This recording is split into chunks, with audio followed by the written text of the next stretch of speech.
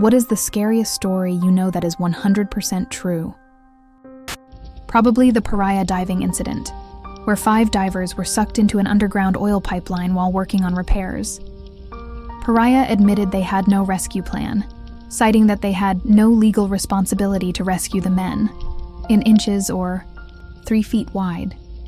Pitch dark, mix of salt water and crude oil, both of which burns ferociously on skin and eyes. All of them had broken bones and severe lacerations, so suffocating to death while having your skin and eyes feel like they are on fire. All in pitch dark. One got out because they all decided one of them should go. He was given the most full cylinder of oxygen which ran out, but luckily he bumped into another tank just as he was about to suffocate. The pipe is essentially a U-shape, so he crawled to one side and noticed light, banged, and luck favored. That side was open, and he was hoisted up. Then the pipe was welded shut. The lake that took out an entire village when it basically burped. The Lake Nyos, disaster. A crater lake in Cameroon caused the deaths of around 1,700 people and 3,500 livestock in 1986 due to a limnic eruption. The lake suddenly released a large cloud of carbon dioxide, suffocating nearby villages and livestock. That happens? A local story that haunts me is the murder of a former co-worker, Sean Dugas. He had a Magic the Gathering card collection worth 6 figures, including a Black Lotus IRC that was incredibly rare at the time. He befriended these 2 brothers who eventually chased him around his house and bludgeoned him to death with a hammer before stuffing his body into a plastic bin and filling it with concrete. It's so disturbing to me because Sean was such a chill hippie dude who got a talking to for wearing JNCOs to interviews. He was a gifted reporter and had a hand in starting a homeless encampment that served hundreds for years after his death. He was a wacky and kind dude, and the thought of the terror he went through in his final moments frightens me more than any horror movie I've ever seen. Damn, this hurt to read. Rip Sean, I bet you were a great dude.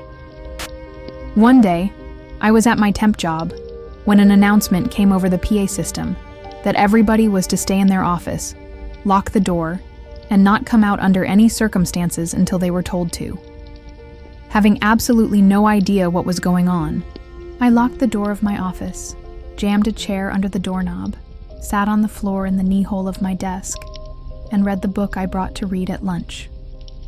About an hour later, they gave the all clear, and I went back to whatever task I'd been doing beforehand. We later found out that a disgruntled former employee had showed up with a Thompson submachine gun and started shooting people. You just went back to your task? This happened in a small rural community, not far from the capital city of our state. Think under an hour to the city, 15 to 20 minutes from suburbia. Many years ago, a man decided that his wife was cheating on him, so he took her out.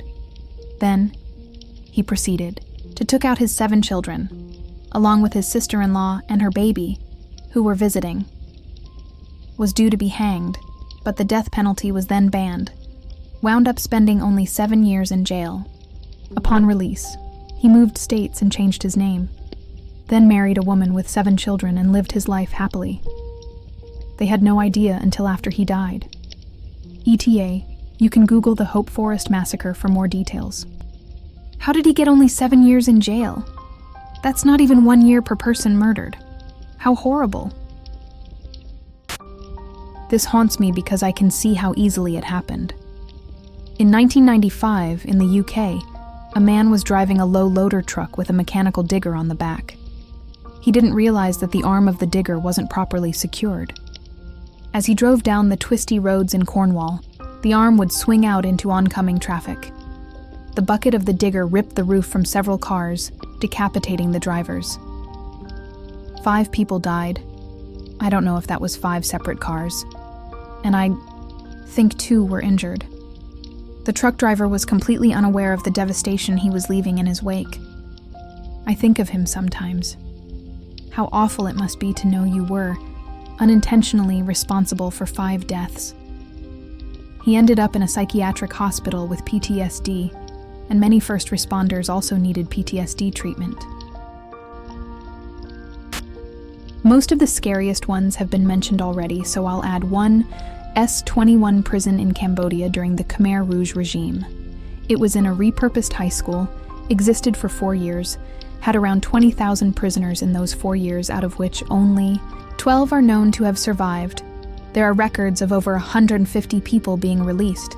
However, they were likely recaptured and executed. The building is still there. You can visit it as a museum.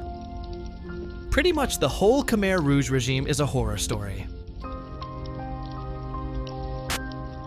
The Seawolf ferry tragedy, or 4 deaths, mostly children. Captain told the passengers to stay put while it was sinking.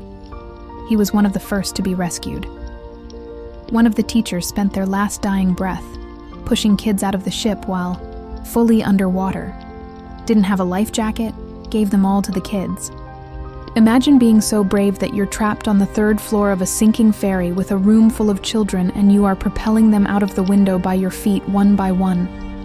You could stop at your last possible breath and swim out yourself. But you would rather save every kid you possibly can. A real hero. They weren't even kids. They were mostly teenagers. 16, 17 yo. Which, if you ask me, makes it more heroic. Because it's easy to sacrifice for innocent little baby faces that haven't cursed out you or your co-workers or given you daily hell because of their angst. That was a high school teacher giving their life. The Aberfan disaster. Scary as in it must have been terrifying for the children, teachers, and parents, but also because the NCB blatantly ignored the warnings in the months leading up to the event. For those that don't know, Aberfan is a mining village in South Wales. On the mountains that surrounded the valley, they tipped coal spoil products. These towered over the villages of the valleys. For months leading up to the incident, the firemen of the coal tips warned that the tips were shifting, and they heard noises of it moving. Leading up in the last few weeks, there was heavy rainfall. This mixed with the natural streams of the mountain and started eroding the tips from within. On the day, around 9 a.m., just as the kids were preparing to go to school assembly, the tip avalanched and came crashing down directly on the school. 116 children died, drowning in coal slurry. There was absolutely no warning to the village. The area lost a generation of children, and it took the NCB decades to even admit any fault. Well, if you're visiting Wales, there's a lot of graveyards with very short lives on the headstones. The San Isidro mass shooting. It really was among the first really big, senseless mass shootings in America. You're just going to McDonald's to get a quick lunch and then you're dead. Toxic humidifier disinfectant case in South Korea, which affected more than 5,000 victims. When humidifiers were still new, families with children rushed to get their hands on this new product, which in turn did nothing to help the victims and only introduced them to hell on earth. 1,814 victims dead and more than 7,000 injured. Well, I bought that stuff and my wife wouldn't let me use it. She has always been overcautious about chemical versus natural. It annoyed me at the time. Humidifier was awkward to clean, but she won that round for sure. Not a story for faint-hearted ones. When I was a soldier several years ago, my job was to recover and extract people of my country from dangerous places, or people with precious informations for us. A foreign woman was in touch with our intel's service, and we had to reach her in exchange for some information to hunt down a terrorist. Then she could get the French nationality and end up in a safe place for the rest of her life. We found her dead. She was spotted somehow, and those animals took her root by filling her vagina with molten metal. Almost a decade later, I am still having nightmares about that, about the smell, and I am still wondering what kind of inhumanity you need to have to do that to someone else. This day, more than any else, I learned that some people are looking human, but they are not. I lived in Japan for a couple years, and I learned pretty quickly the best way to take yourself out by train, putting your head on a railing when the train doesn't have time to brake, was common knowledge. There's really only one logical explanation for why it was common knowledge, and it still breaks my heart. a personal addition. Trains were close to always on time there. All the times I took the train, if it was even 5 minutes late, it was always due to a suicide. Sometimes there would still be bits of human debris on it. First few times it happened, it made me want to cry, and I was horrified by how blasé everyone else seemed.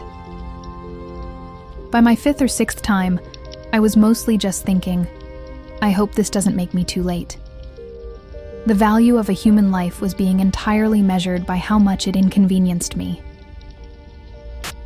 When I lived in Alberta, there was a horrific accident with a road construction crew. They dumped a whole dump truck load of hot asphalt on top of a 16-year-old kid who had just got his first job. He didn't make it. It was about 15 years ago now.